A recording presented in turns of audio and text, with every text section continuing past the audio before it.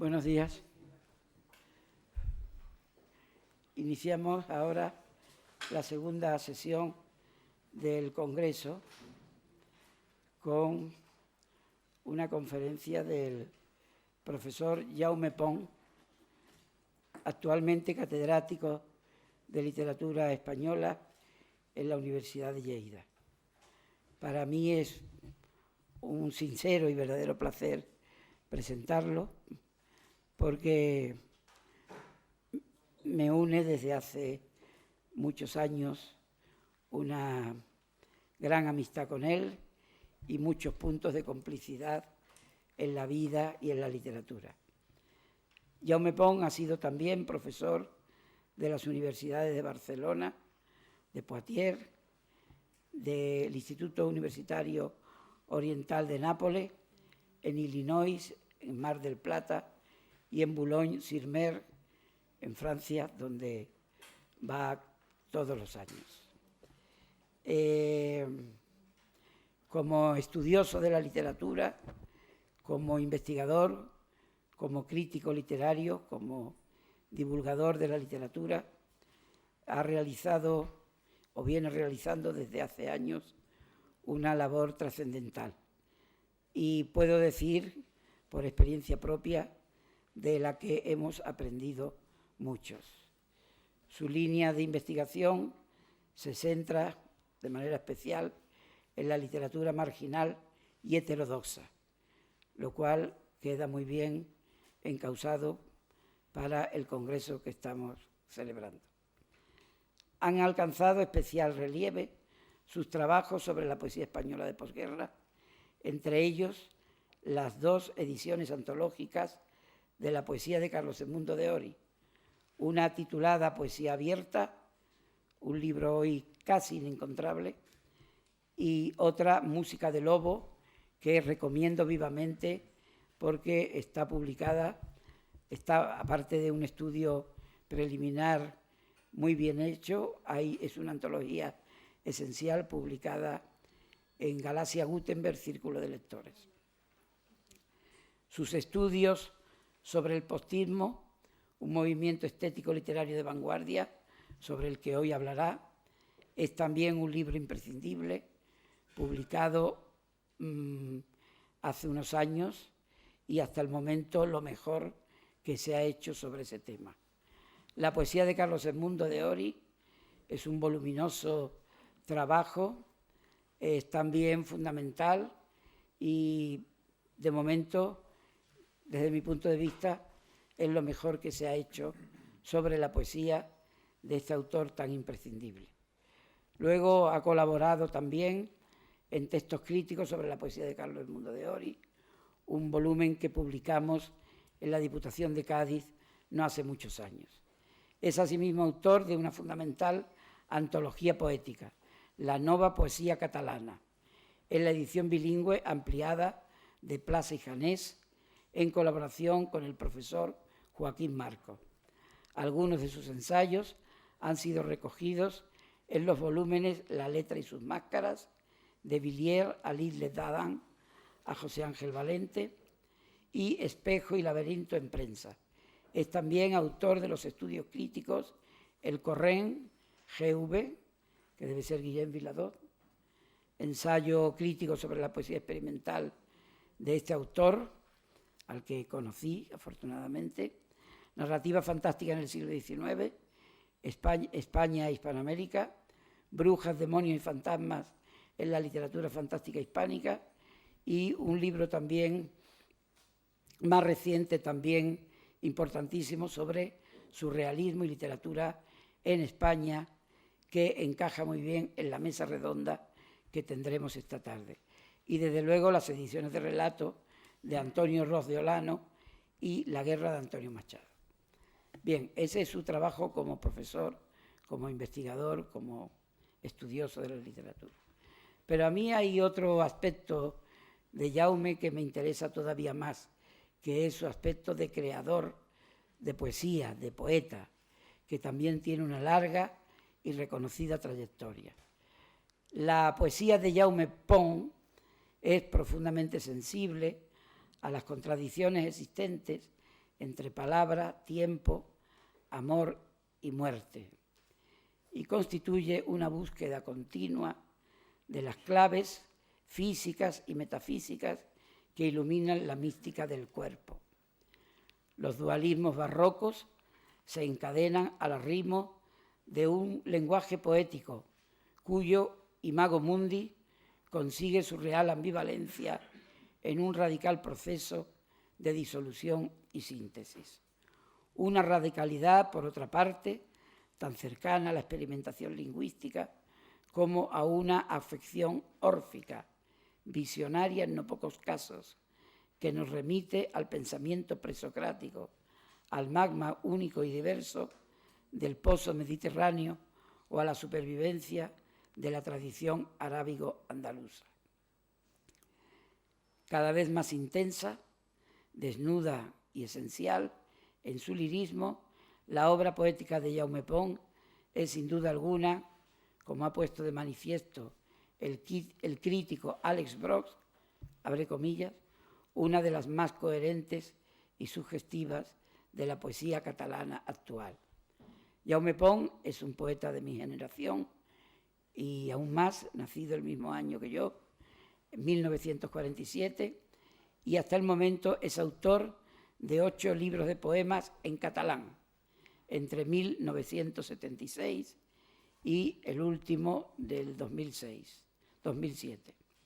Límit del 76, Els Vels de l'Eclipse del 80, Jardí Barbar del 81, Diván, que fue premio Vicente Andrés Tellez en el 82, Raó d'Azar, poesía 1974-1989, que obtuvo el premio de la crítica al mejor libro de poemas del año en 1990. Título este, Raó d'Azar, en el que recoge un nuevo poemario y toda su obra anterior. Vol de Cendres, 1996, premio de la crítica Serrador, Llibre de la Frontera, 2000, Premio Nacional de la Crítica, obra esta última en la que crea 14 voces de poetas arábigo-andaluces de los siglos X y XII. Y en Joc, 2007, Premio Carles Riba en el 2006. Ha publicado 5 plaquets de poemas y un libro de artista que se llama Collar, en colaboración con el pintor Evaristo Benítez. Sus primeros 7 libros han sido traducidos al francés y al castellano. En castellano, el que no sepa francés o catalán puede encontrarlo en la editorial Pretextos. Recientemente le ha sido concedido en París el premio Virgile de Poesía Europea en reconocimiento a su trayectoria poética. Sus poemas figuran, como no, en diversas antologías representativas de poesía catalana contemporánea. Ha sido traducido al portugués, castellano, gallego, francés, inglés, italiano, alemán, turco, árabe, corso, noruego, ruso, polaco y lituano. De manera que les dejo con este autor primerizo que os va a encandilar a todo el mundo.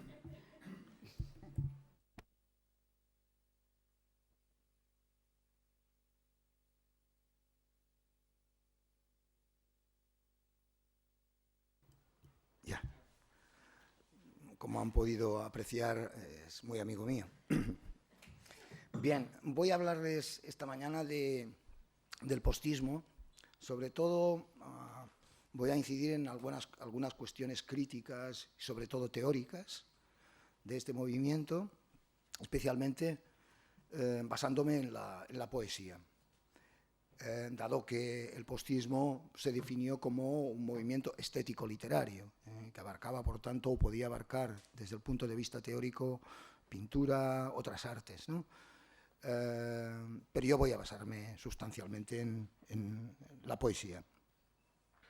Bien, con los movimientos europeos de la vanguardia histórica como punto de referencia más ostensible, Eduardo Chicharro el gaditano Carlos Edmundo de Ori y Silvano Cernesi, un italiano, intentarán en 1945, como saben, en nombre del postismo, la versión española de un ismo de vanguardia que potencie con el surrealismo siempre en primer plano lo más esencial de los ismos precedentes. La imaginación y la libertad lúdica del lenguaje poético se convierten en sus señas de identidad más socorridas. O como ellos mismos preconizaran en sus 4 manifiestos, la irreverencia, el contrafacto respecto a la poesía oficial, la relectura crítica constante de la herencia clásica y del realismo españoles, el humor y el disparate, el absurdo y, como sentenciara Ori, en un emblema estupendo, la locura inventada. Movimiento, yo diría que anómalo, en la tediosa circunstancia de los años 40, el postismo estuvo solo frente a casi todo. En este sentido, su significación histórica es más un diagnóstico, diría, de lo que pudo llegar a ser que de lo que realmente fue. O dicho en otras palabras, llegó demasiado tarde o quizá demasiado pronto. Pero de lo que no hay duda es que su presencia en aquella hora de 1945 fue estimulante y supuso, como 2 años más tarde lo supondría el grupo de Dau al Set en Cataluña, una mirada recuperadora de la corriente de las vanguardias truncada por la guerra civil. Sobre este particular, el postismo es tan refractario de las grandes corrientes humanizadores y también de los poetas del existencialismo religioso que fueron sus contemporáneos, como también del neoclasicismo tan postulado por la revista Garcilaso. A pesar de que el postismo contara inicialmente con el plácet de la Delegación de Prensa y Propaganda del movimiento, con Juan Aparicio a la cabeza, para llevar a cabo su proyecto, los acontecimientos desbordaron todas las previsiones. Las protestas y una encendida polémica desde la prensa, con la Iglesia al mando de las operaciones, quiero decir, terminó por desandar todo el camino, el cortísimo camino andado. El órgano del grupo Juventud Creadora, la revista falangista Juventud, calificó la empresa postista de engendro tocado, literalmente, por la demencia más lastimosa. En varios diarios, los lectores indignados reclamaron literalmente la cárcel, el manicomio y el patíbulo para aquellos agitadores que habían osado declararse en rebeldía en nombre de la imaginación. Pero lo que en realidad se temía era otra cosa, claro. El surrealismo y el fantasma del comunismo no se olvidaban fácilmente. Una gacetilla del diario barcelonés Solidaridad Nacional escribía: los señores postistas, convencidos de que la Francia vanguardista, rusófila y frente populachera vuelve a estar de moda, suponen que en la Exville Lumière se dictará el dogma artístico de la posguerra. En nombre, pues, del inmovilismo, y antes de desenterrar el putrefacto cadáver de los ismos, se prefería remover el recuerdo ejemplar de una guerra civil aún cercana y de ahuyentar así, por todos los medios posibles, como leemos en el diario Las Provincias de Valencia, estos absurdos inventos renovadores. La tradición vanguardista de los ismos estuvo presente en el ideario estético del postismo desde sus mismos orígenes, de manera muy especial en los planteamientos teóricos de sus 4 manifiestos que se escribieron entre 1945 y 1948, y también en el reconocimiento expreso que hacen del inmenso papel jugado por los ismos históricos en la primera mitad del siglo XX, dadaísmo y surrealismo sobre todo, y también en la entusiasta afirmación que hacen los postistas de la figura de Freud, primer peldaño, según dicen ellos, de una escala, cito literalmente, una escala larguísima, dicen, que ha de abrirnos a posibilidades que hoy ni sospechamos, como contrapeso de lo anecdótico, de lo material, de lo histórico y del academicismo. ¿Ven? Todo esto, nos lleva hasta una de las acusaciones más comunes que se vertieron sobre el postismo en su momento. Esto es, su falta de originalidad, tachándosele de mera transformación epigonal de otros ismos. A ello respondieron los postistas en sus dos primeros manifiestos, recordando que los ismos surgen de una necesidad, vienen al mundo en sazón, tienen unos antecedentes y unas causas, o se derivan unos de otros automáticamente. Partiendo de tales supuestos, los postistas fundadores, Chicharro, Ori y Cernesi, pusieron especial énfasis en sustituir el concepto de inventores por el de descubridores del postismo, situando así la existencia del nuevo ismo a la manera de Bretón en el manifiesto del surrealismo, en una dialéctica intemporal, diríamos, del espíritu que descubría vestigios postistas desde la Biblia, la Divina Comedia o el Quijote, a Joyce, pasando por Rabelais, por Erasmo, por la pintura del Bosco, de Bruegel, de Durero, hasta llegar a artistas como Picasso, no podían faltar, claro está, Dalí, Ernst o los surrealistas. Así pues, como hiciera patente Chicharro, el postismo siempre existió y se ha descubierto hoy, no se ha inventado, palabras que no recuerdan evidentemente las de Bretón en el primer manifiesto del surrealismo. Esta dimensión revisionista les acompañará desde sus primeros pasos y no dejará de presidir todas las proclamas y manifiestos. O dicho en otras palabras, el postismo quiso materializar en su credo un movimiento general o de síntesis que sistematizará aquellas coordenadas históricas que habían hecho del arte un crisol constante de renovación. Los postistas convirtieron estos planteamientos revisionistas en divisa de su quehacer literario. Para ello se significaron y se aplicaron en señalar lo que, retomando la terminología de André Breton en el segundo manifiesto del surrealismo, calificaron de rastros equívocos. Así lo decían. Es decir, actos, obras o interpretaciones que son merecedoras de desconfianza o, en todo caso, de reinterpretación. En cierto modo, pues les guía aquí la creencia, como a Tristan Tzara, en su dadaísmo, de que la obra de arte del pasado solo es asimilable al presente por su novedad. Tan solo el contraste la enlaza con el pasado. Así lo hizo Breton, con Poe, con Rimbaud, con Baudelaire, y así lo hicieron los postistas con la lectura crítica que ellos hacen de sus antecedentes y con el legado de las vanguardias históricas. Nosotros, cito, no hemos hecho sino descubrir posibilidades muy particulares en determinadas formas literarias y artísticas de hoy, en España y especialmente fuera, herencia de anteriores ismos, hallar la manifiesta influencia del surrealismo y de la pintura y de la poesía surrealista, estudiar las lagunas del movimiento surrealista, sus giros viciosos y, por fin, buscar un nombre al nuevo movimiento, a este post-surrealismo que, por amor a la brevedad y por admitir aspectos de algún otro ismo, hemos decidido llamar postismo. Llegados hasta aquí, y antes de señalar los puntos de convergencia y divergencia con los ismos de las vanguardias históricas, la primera cuestión a discernir no puede ser más obvia. ¿Cuáles son los puentes más ostensibles que el postismo tiende con la tradición de la vanguardia en España? En este punto, no cabe duda que el más explícito de ellos, como noción teórica, poética y de estilo, es la lección mayor de Ramón Gómez de la Serna. En varios lugares del manifiesto del postismo, Eduardo Chicharro se extiende, que es el autor del primer manifiesto, se extiende en este sentido, sobre todo haciendo hincapié en no pocos aspectos de la deshumanización del arte.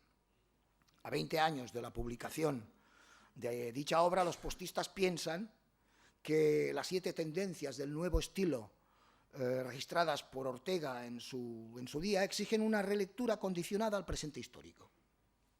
El revisionismo postista de las vanguardias encuentra un campo abonado a sus intereses en los supuestos orteguianos de la orgullosa autosuficiencia del arte y su hostilidad ante lo real, también en la estilización como desrealización, en ese evitar, sobre todo, la participación sentimental en el poema, por ejemplo, en la inversión del antiguo orden de valores entre cosa y hombre, en la autoirónica defensa frente a todo gesto patético,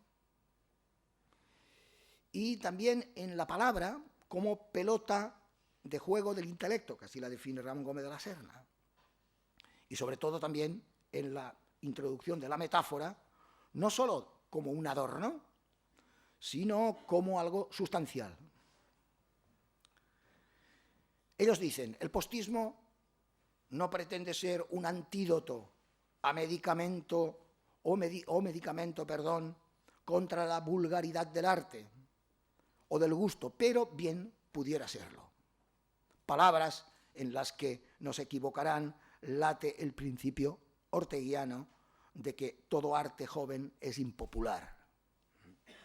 En el mismo, pues, sentido orteguiano, sentido que ausculta el devenir de las vanguardias y en lo lírico se remonta desde el surrealismo Mallarmé, hay que sintonizar las tesis postistas que promueven el arte como juego, al margen de toda trascendencia o patetismo. La primacía de lo estético objetual sobre lo humano sentimental. La defensa del irracionalismo y de la imaginación por encima del realismo. Y la adopción de la ironía, la autoironía, la farsa, diría Ortega, la farsa, y el humor desrealizado como fuentes de inspiración del arte. Si la figura de Ortega como generador teórico se preserva ante todo, no ocurre así con el ultraísmo, al que el postismo reduce literalmente a la afectación. Claro, por afectación ultraísta entienden los postistas el cliché del verso reducido al sincretismo visual, a la lógica o el espíritu geométrico del discurso, a la ordenación gráfica del texto y el perspectivismo tipográfico, jugando con los blancos de la página. Esta dimensión caligramática del verso ultraísta contrastaba con la casi nula atención que mereció esto en los postistas, y al tiempo disentía del valor mayoritario, diría, superestante, que estos últimos, los postistas, concedieron en cambio a la dimensión musical y sonora del verso. Y ya se sabe, recordemos que Guillermo de Torre lo hacía explícito en la historia de las literaturas de vanguardia, al reconocer que la estética ultraísta evidencia un claro rechazo de sus claves auditivo-sonoras, musicales, retóricas, y tiende a adquirir un valor visual, un relieve plástico, una arquitectura visible que entre por los ojos. Añádase a esto la profunda aversión que la estética ultraísta puso de manifiesto hacia la rima y el ritmo, lo eurítmico en términos postistas, y tendremos razones más que suficientes de la poca permeabilidad entre postismo y ultraísmo. Si esta es su divergencia, diríamos, mayor, la convergencia entre ambos ismos, tendríamos que buscarla precisamente en el legado de Gómez de la Serna, muy en concreto a través de la greguería y los juegos de ingenio, y en un planteamiento común de ambos ismos respecto a la coyuntura histórica. En esto sí que coinciden, es decir, ambos reconocen que el filtro de todas las vanguardias se da en sus ismos. Ellos quieren ser eso, un filtro de aquellas tendencias que expresan un anhelo de arte nuevo.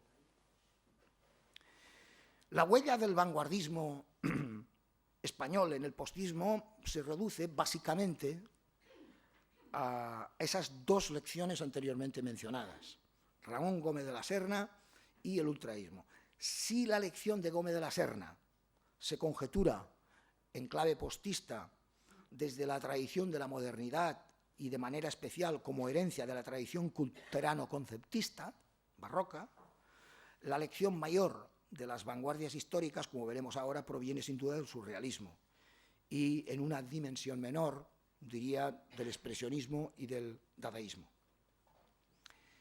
En sus incompatibilidades postistas con el expresionismo, Chicharro en el tercer manifiesto puntualiza. Expresionismo. Dice, contracomplejo, juego subconsciente. Contraexpresionismo humano, expresionismo rítmico sensorial. Contradeformación del dibujo, decorativismo, arabesco.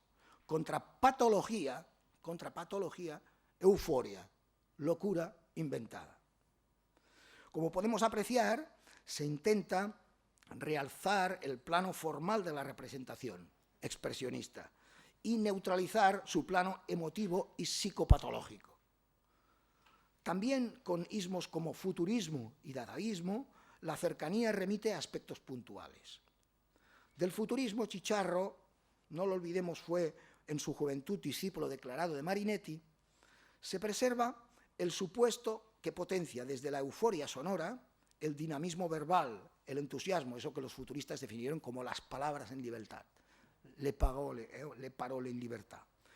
Del dadaísmo se sustancia sobre todo la actitud crítico manifestante, el desequilibrio en actitudes y también el disparate, aunque por otra parte, hemos de reconocerlo, nada, yo creo que es más antidadá que esa inarmonía filosófica dispuesta siempre, en el caso postista, a ser conciliada en nombre de la belleza. Nada menos dada que esa sana y humana convivencia postista pretendiendo, como dicen ellos, cito, inundar a las gentes con amabilidad, alegría y hermosura.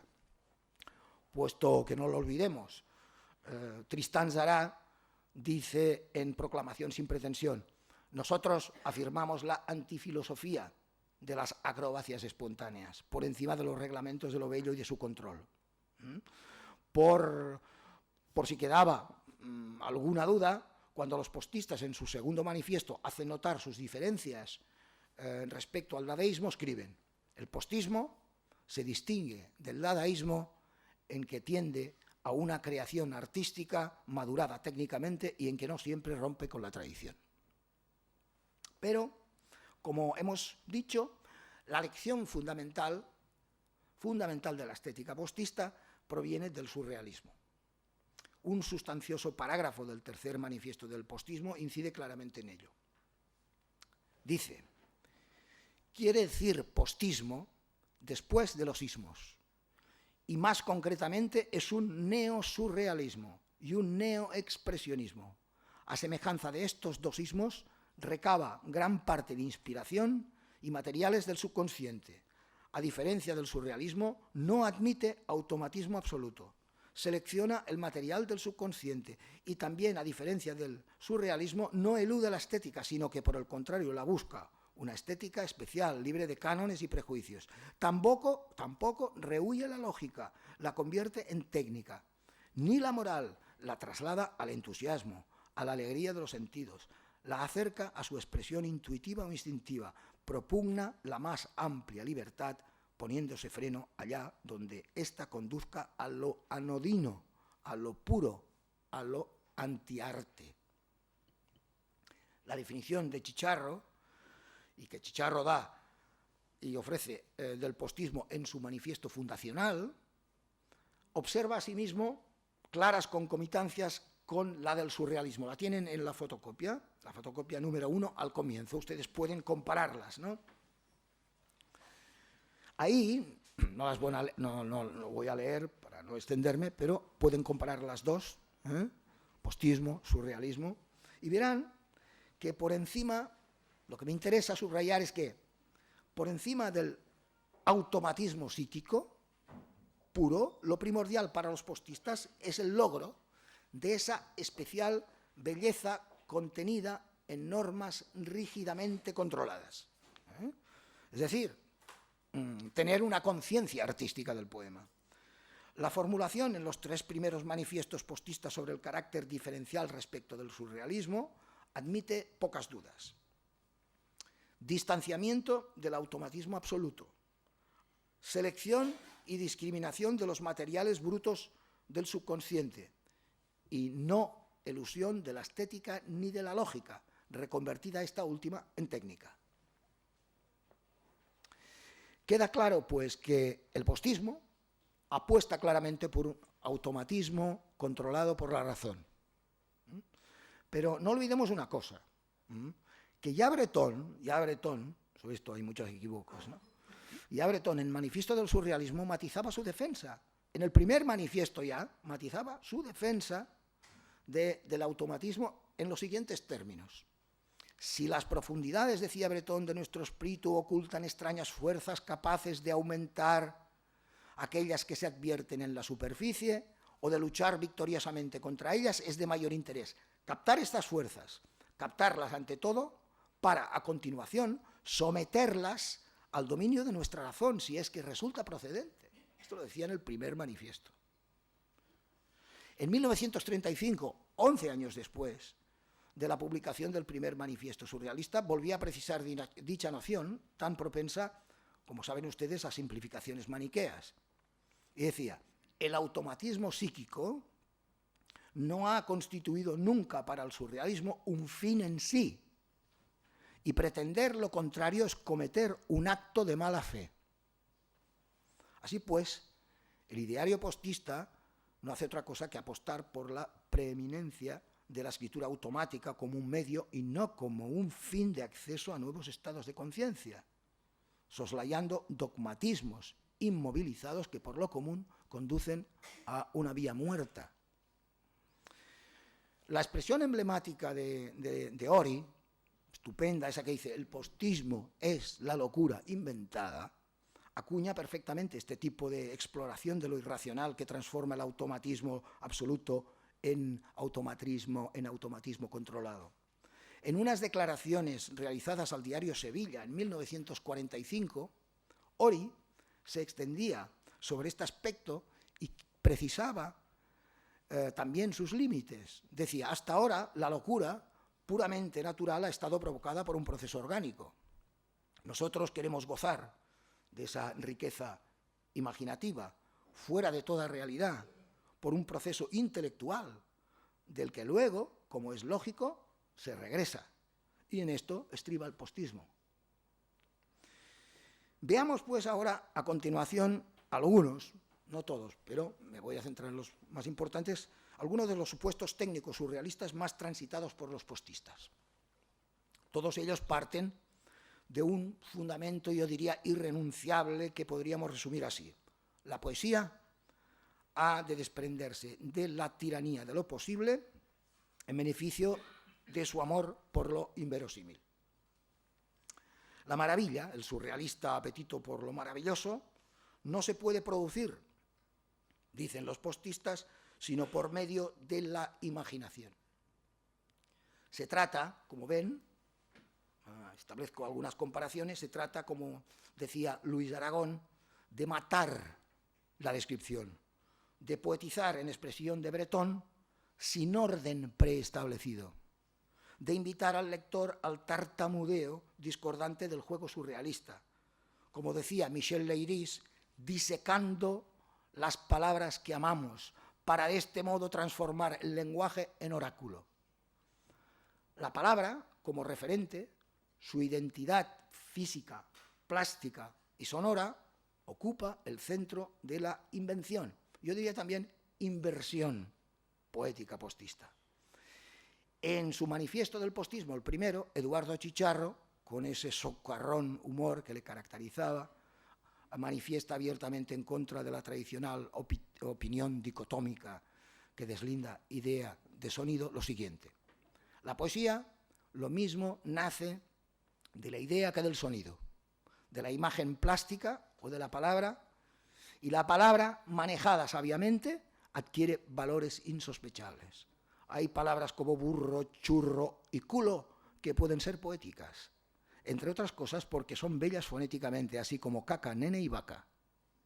Que hay oídos terriblemente sensibles que con todo derecho rechazan alguna de ellas, a pesar de figurar con todas las letras en el diccionario de la Academia Española.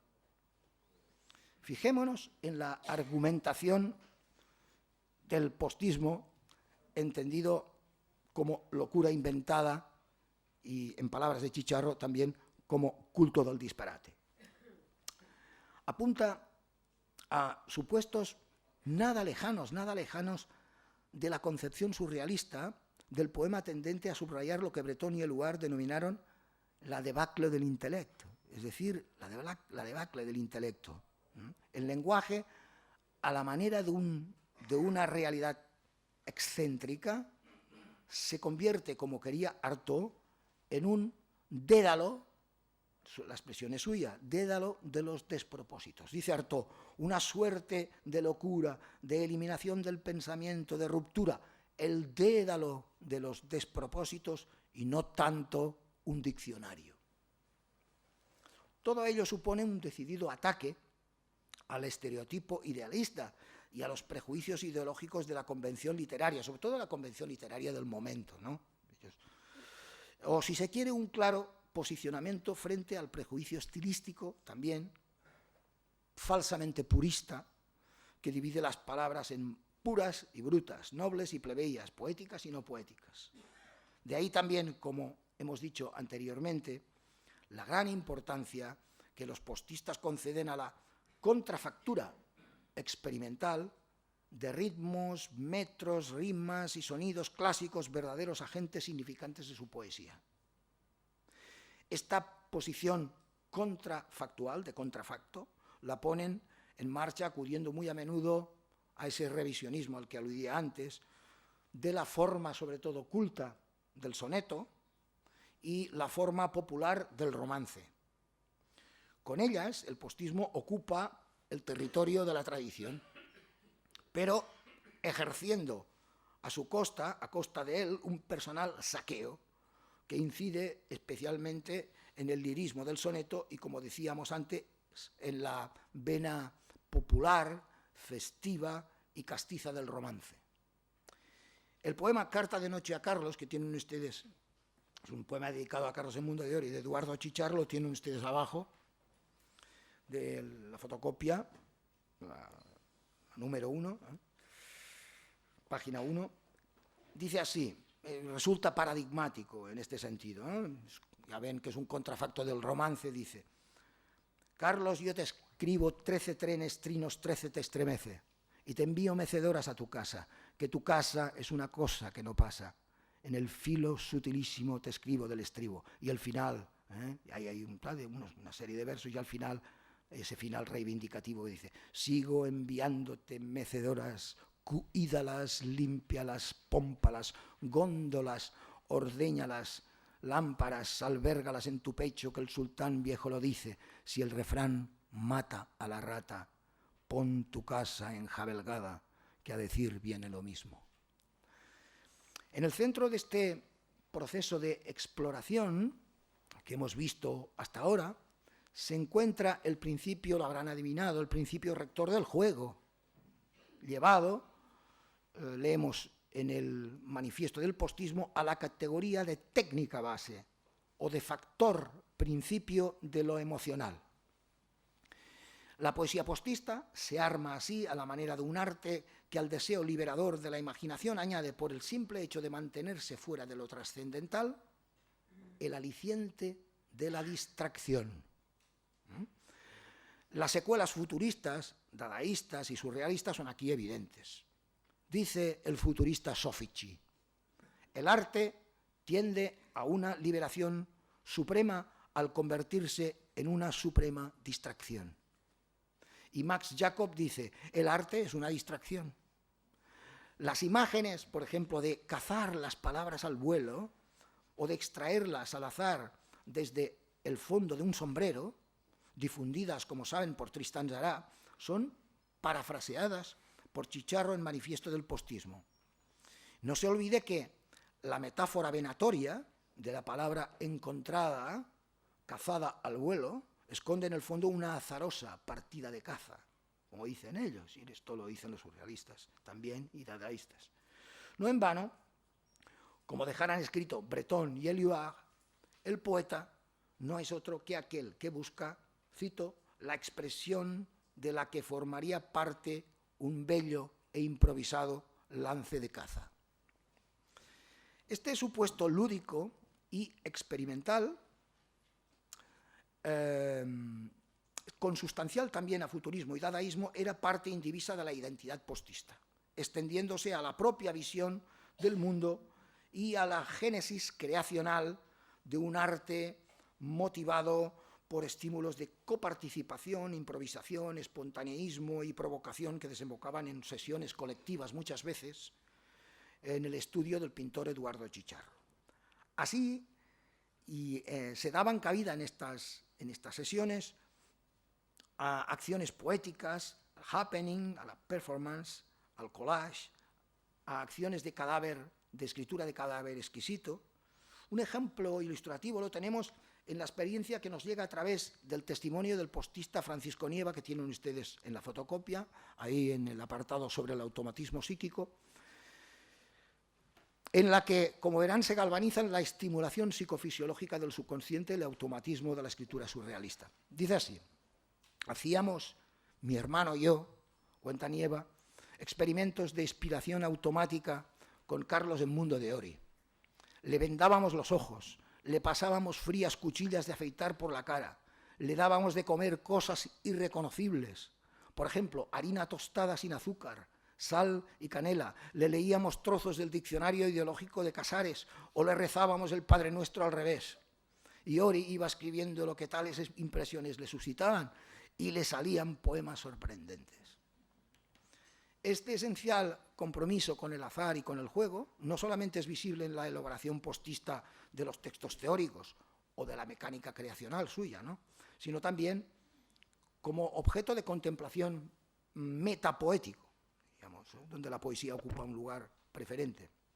En no pocos poemas se recurren a las imágenes emblemáticas del espejo, del agua, son tan proclives en el surrealismo, la imagen mágica del bestiario fantástico y maravilloso, por ejemplo, el motivo de Alicia en el País de las Maravillas, el sombrero azaroso, que he citado, los ojos de la videncia onírica como objetualizaciones psíquicas del azar y de los deseos larvados, como en los versos de ese poema de Ángel Crespo que tienen en la página 2, Romance del Deseo, que dice: estábamos tan hartos de la vida bebiendo que nos dimos hora para orar en silencio y fuésemos al mar, el marino elemento, donde los peces suelen atravesar espejos y donde pone el hombre la carne de sus muertos y refleja sus ojos debajo de un sombrero. También la apelación al sueño, claro está, forma parte fundamental de la estética postista. Lo es a lo largo de toda la obra de Chicharro, no digamos en la obra de Ori. Hay un libro esencialmente fundamentado en el sueño, de filiación clarísimamente surrealista, que es Los poemas de 1944, y también en Crespo, también en Carriedo. Y también en el teatro de Nieva, de Francisco Nieva y de Arrabal, o en la pintura de Antonio Beneyto, ¿no? La excitación onírica, el reclamo onírico, se mueve en un plano colateral a la presencia del juego, el azar o la subversión. La subversión, en suma, de toda causalidad, digamos, convenida. Aquí los postistas, una vez más, se sienten en franca complicidad con los surrealistas. En este proceso lúdico, aquella definición, el encuentro fortuito de dos realidades distantes en un plano inconveniente, en un plano inapropiado, la rencontre fortuite de deux réalités distantes en un plan non convenant, como dijera Max Ernst, o si se quiere, la aproximación en la lejanía de lo distante y lo distinto, tal como Pierre Verdy, Francis Picabia y el mismo Ernst teorizaron a partir de Lautréamont, ocupa un papel, creo yo, primordial. En el mismo centro del proceso musical, matérico, plástico-visual, al que son tan proclives los postistas, hay como un juego especular de los versos. Lo han visto, ¿no?, en el poema que he leído de Chicharro, ¿no?, de esos versos que se proyectan en una misa nabima, donde el sujeto y el objeto de contemplación son una misma cosa, es la palabra, ¿no? Y esa cosa no es otra que la pura representación del lenguaje postista. Se produce así una intensificación, diríamos, eufórica y eurítmica del plano del significante. En dicho juego laten conceptos como concepto de la alucinación voluntaria, concepto del doble juego de espejos de Breton, el fluido magnético de Luard, o bien eso que dicen l'image stupéfiante, sorprendente, ¿no?, de Aragón. A ello se refería Ángel Crespo de forma sintética, yo creo que magistral, al entender que hay en el lenguaje poético postista como un, decía él, dinamismo eufórico, una prisa delirante por conformar el clímax del poema. Todo ello converge en uno de los puntos centrales de la estética postista, la deconstrucción o parodia de materiales canónicos y la apelación en su poesía de la lógica del absurdo. Hay un poema, el poema Nacimiento a la orilla del mar, de Casanova de Ayala, el canario Casanova de Ayala, en el que se recrea en clave de humor el motivo de la epifanía y la representación iconográfica del nacimiento de Venus, del famoso cuadro del nacimiento de Venus de Botticelli.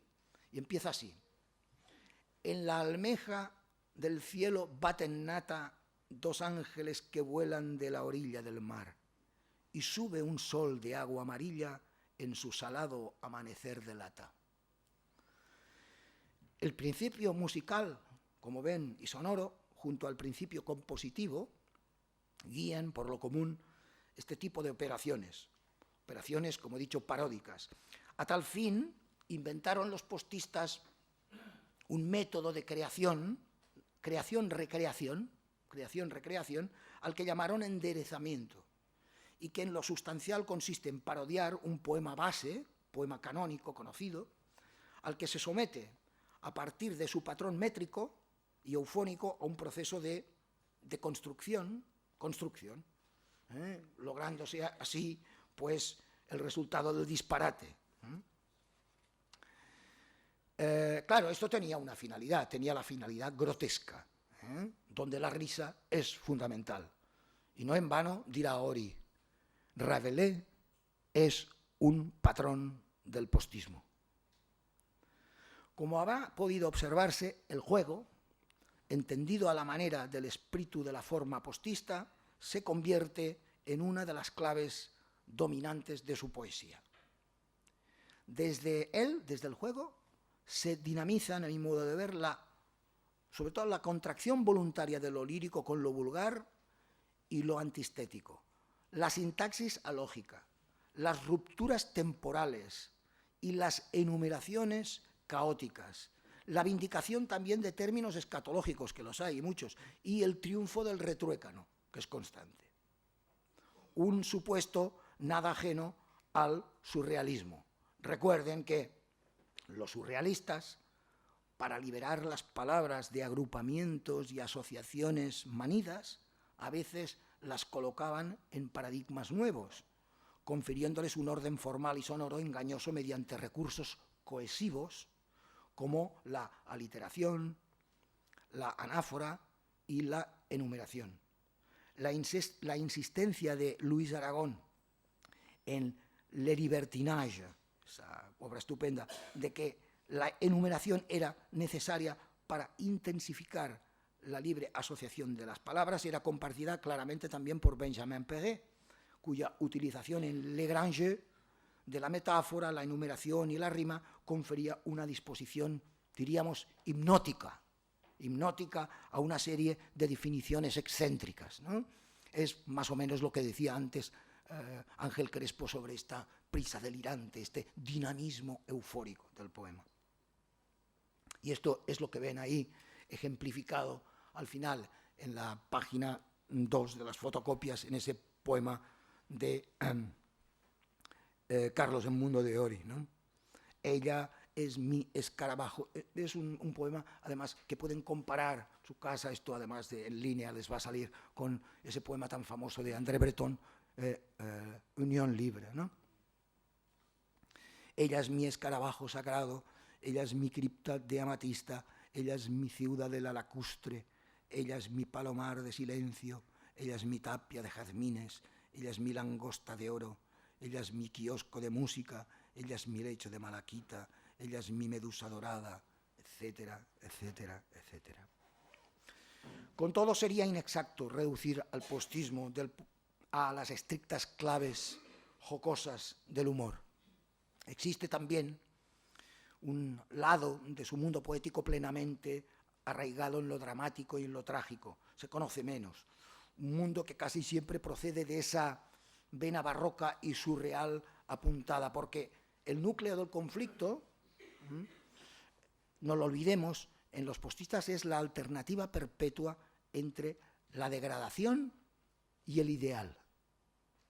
De ahí provienen algunos de sus motivos recurrentes: el sueño y la pérdida de la infancia como paraíso, que es un motivo temático muy socorrido por ellos; la desacralización de la metafísica; el amor como sentimiento desvinculado del orden social, muchos de los poemas de Carlos Edmundo de Ory; la soledad del poeta y la imposibilidad de comunicación; la atracción demoníaca por la muerte, elemento también primordial en los surrealistas. Es evidente que el imaginario y las técnicas de este discurso remiten tanto a las vanguardias como a un esquema expresivo recuperado de nuestro barroco literario. De ahí la afección postista a las repeticiones, a las aliteraciones, a las paronomasias, a las dilogías y las disemias humorísticas, que son infinidad, a los equívocos y a las antítesis. No se trata sobre todo, yo creo, no se trata simplemente de, digamos, de puro ingenio verbal, sino de un movimiento, diría, de complicación, que desde el lenguaje apunta a una tensión por el conflicto del ser. Y en su extremo apunta a lo grotesco como mirada carnavalesca. El planteamiento básico de dicho lenguaje arranca de un presupuesto epistemológico que tiende a afirmar las claves de ruptura del discurso poético en dos posibles direcciones.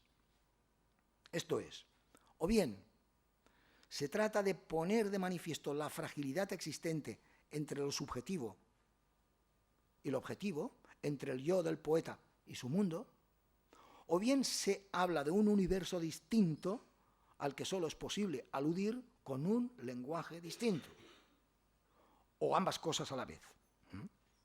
Esto supone, claro, dinamitar las formas de alusión o interrelación del pensamiento colectivo. En cierto modo, dicho supuesto no es otra cosa que la pura constatación de la crisis, posiblemente lo habrán adivinado ya, de la crisis del objeto surrealista. En conclusión, concluyo. Con ello, con todo esto que acabamos de ver, los postistas inciden desde su particular visión en una tradición española que se remonta a Góngora, a Quevedo y aquel significar a dos luces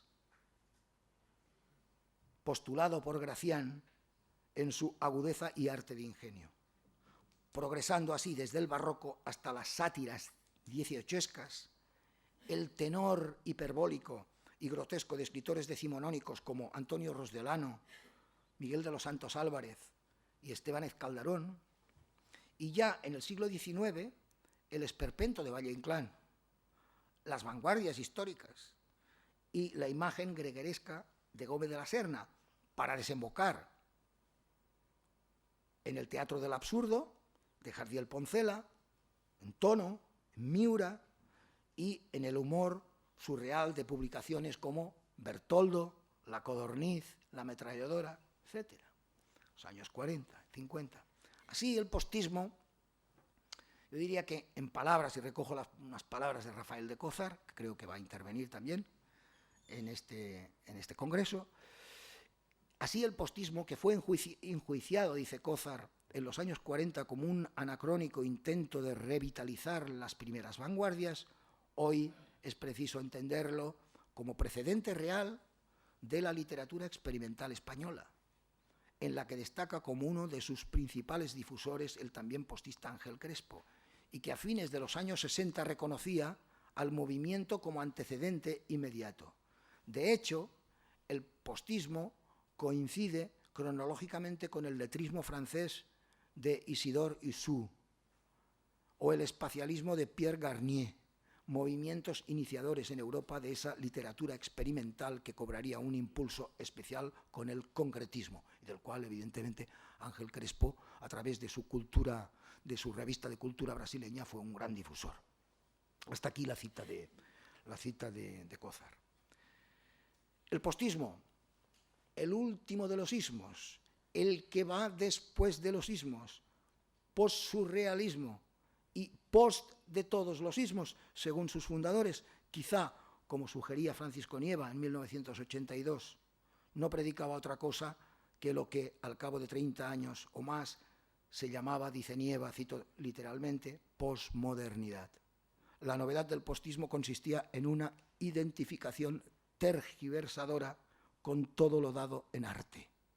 Podía irracionalmente confundir, mezclar todo lo que los instintos apetecen en materia de arte, sin discriminación, en vista del más variado eclecticismo. En suma, concluye Nieva, la modernidad sin modernismo, la pura modernidad indefinible. Así pues, la presencia del postismo se significa no tanto como un punto de llegada, yo diría, en la difícil, por no decir imposible, singladura de la España de los años 40 del pasado siglo, sino como un punto de partida, o mejor aún, un grito de rebeldía lanzado al porvenir. De aquella palabra en libertad que tanto debiera al surrealismo, palabra arraigada en lo ético y en lo estético, dan hoy prueba fidedigna las obras de sus más firmes valedores más allá de su estricta significación histórica. Eduardo Chicharro, Carlos Edmundo de Ori, Gabino Alejandro Carriedo, Ángel Crespo, Antonio Fernández Molina, Fernando Arrabal o Francisco Nieva, quienes bebieron de su poción mágica, de la poción mágica del postismo, al igual que todos aquellos que osaran escuchar el canto de las sirenas de Luis Cernuda, ya nunca más volvieron a ser los mismos. Y esa fue y sigue siendo su lección imperecedera. No importa cuál haya sido su precio, como dijera Apollinaire, perder, sí, pero perder de verdad, para dar así lugar al hallazgo. Muchas gracias.